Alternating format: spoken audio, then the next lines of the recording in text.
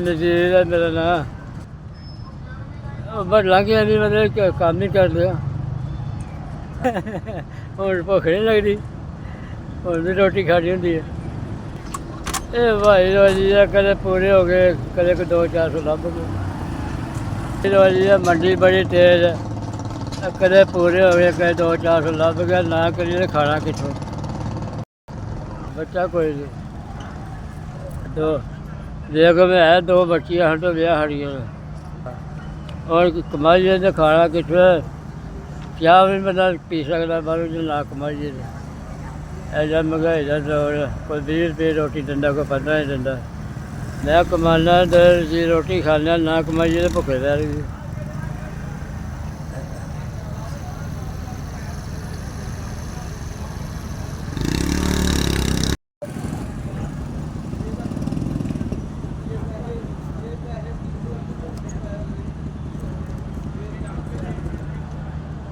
पाँच हज़ार तो मेहरबानी है। 5000 रुपया देता मेरा।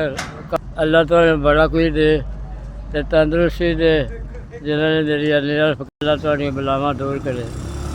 अल्लाह तो खुला रिज़्क़ दे, इसमें बनते रहो। मेरे गरीब की मदद की है, अल्लाह खैर करे, निशानियाँ दूर करे। असली थोड़ा भला हो जाए।